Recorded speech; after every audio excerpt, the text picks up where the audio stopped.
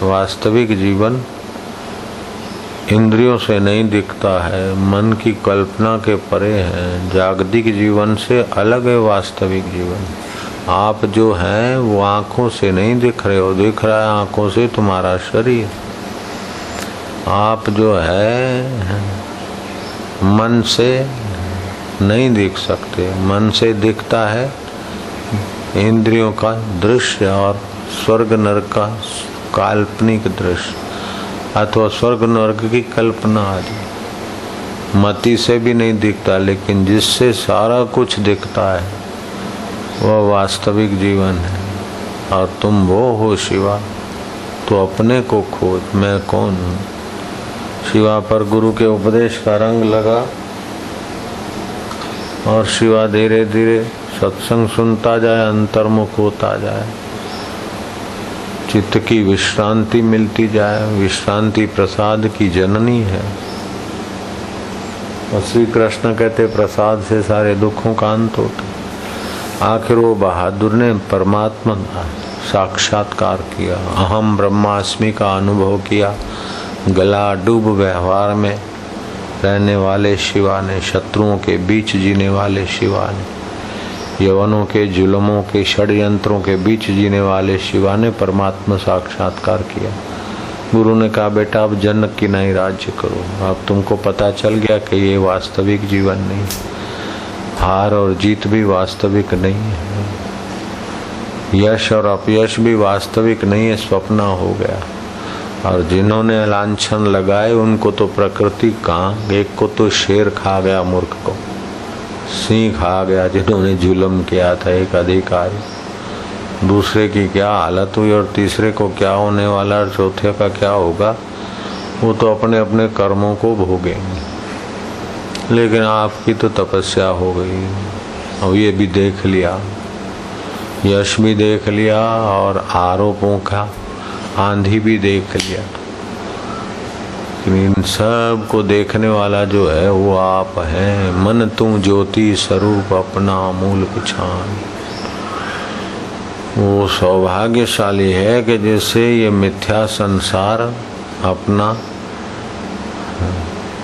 आकर्षण के बजाय अपना कुरूप दिखाता है, अपनी सज्जनता के बदला अपने पेट में जो विष भरा है संसार में वो दिखाता है, जिसको वो आदमी बुद्धिमान है। कौशल्या, सुमित्रा और कैकेयी राम को कहते कि अब राम राज्य तो हुआ, अब हमें आत्मराज्य पाने के लिए जंगल में भेजने के लिए व्यवस्था करो। राम कहते माँ कौशल्या अब तो तुम्हारी बहुत जरूरत है। कौशल्या कहती कि राम तुम ये क्या मुंह के बात बोलते हो, तुम भगवान राम हो, अवधपति राम और मेरे पुत्र राम। जीव पैदा होता है तो उसे खिलौने और इधर उधर के और दूसरों की जरूरत दिखती है। जवान होता है तो काम विकार में, लोभ में, धन में, दौलत में, ये मिथ्या जगत की जरूरत मानता है। और बूढ़ा होता है तो मिथ्या संबंधों की जरूरत मानता है कि मेरी जरूरत बेटों को है, मेरी जरूरत फलाने को है। ये है हकीकत में तो जीवात्मा को अपने वास्तविक आत्मा राम को पहचानने की जरूरत है। राम तुम ये ममता के वचन कौशल्या को अपनी माँ को कहोगे तो फिर राम सत्य कौन कहेगा। राम भरे नेत्रों से गदगद कंठ से हाथ जोड़कर कौशल्या अम्बा को कहते हैं कि माँ तुम धन्य हो। पिताजी उचित कहते थे कि कौशल्या का विवेक प्रखर है, वैराग्य प्रखर है। माँ तुम्हारे में विवेक है, वैराग्य, षट संपत्ति और मोक्ष की इच्छा है। नहीं तो अयोध्या की राजमाता और जंगल में कंदमूल खाकर श्रृंगी ऋषि के चरणों में बुहारी करके जिए। माँ राम तुम्हारे वैराग्य की और विवेक की और आत्म सुख में जगने की, वास्तविक जीवन में जगने की मति का राम आदर करता है। माँ तुम्हारी आज्ञा शिरोधार्य है। भगवान राम व्यवस्था करता है। कौशल्या, सुमित्रा और कैकेयी को श्रृंगी ऋषि के अरण्य आश्रम में भेजते और बाकी का शेष जीवन वो तीनों देवियां वहीं बिताकर अपने परमात्मा में मिथ्या शरीर, मिथ्या संबंध और रानी पद, ये तो आरोपित है। मिथ्या परपंच देख दुख जिन अन जिय देवन को देव तू तो सब सुख राशि है। अपने अज्ञान ते जगत सारो तू ही रचे सर्व को संहार कर आप अविनाशी है। मन तू ज्योति स्वरूप अपना मूल पिछा। जैसे कल बताया था ना कि पावर हाउस विद्युत बनाता नहीं है, जैसे पंखा हवा बनाता नहीं है, हवा मौजूद है, पंखा उसको धकेलता है, फेंकता। ऐसे वातावरण में, जल में, कोयलों में और सामग्री में, डायनामो में ये जो कुछ क्रियाकलाप होती है वो व्यापक अग्नि तत्व को एकत्रित करता है पावर हाउस। ऐसे पंखे भिन्न भिन्न है लेकिन विद्युत एक है, और विद्युत का पावर हाउस कई भिन्न भिन्न है लेकिन विद्युत तत्व एक है, अग्नि तत्व एक है। पंखों के नाम, लाइटों के नाम, और वही लाइट कहीं तो पानी फेंकती है, वही लाइट कहीं आवाज बढ़ाती है, कहीं वही लाइट रेलगाड़ी में हजारों पैसेंजरों को ले भागती है। तो ऐसे ही जो परमात्मा सत्ता है वो कहीं ऋषि, कहीं मुनि, कहीं देवी, कहीं देवता, कहीं कुछ। जैसे जैसे अंतःकरण और भाव हैं वो वैसे वैसे वहां से सत्ता लेकर दिख रहे हैं। जो दिख रहा है वो स्फुरना मात्र है और जिससे दिख रहा है वो सत्य जीवन है।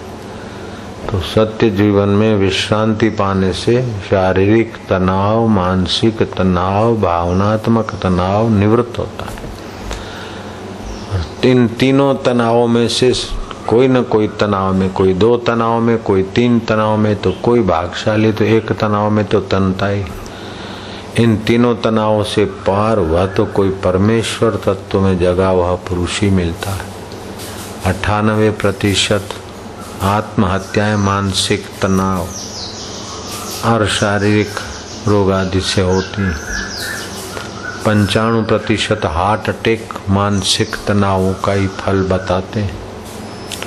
ये सारे तनाव होते हैं जब नितनाव नारायण में विश्रांति नहीं मिलती। हाई बीपी कोई बड़ा भारी रोग नहीं, लेकिन आजीवन लोग दवाइयाँ खाते हैं।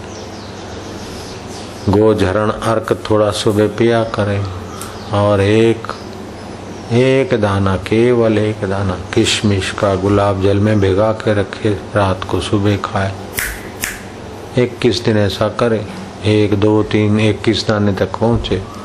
हाई बीपी का ही सदा के लिए कोई रोग, लेकिन ये रोग मेरे को हो गया, ये बेवकूफ़ी तो और गहरी हो रही। मेरे को रोग है, मेरे को डायबिटीज है, मेरे को हाई बीपी है, मेरे को चिंता है, मेरे को टेंशन है। अरे तू मूर्ख कौन है, तुझे पता ही नहीं।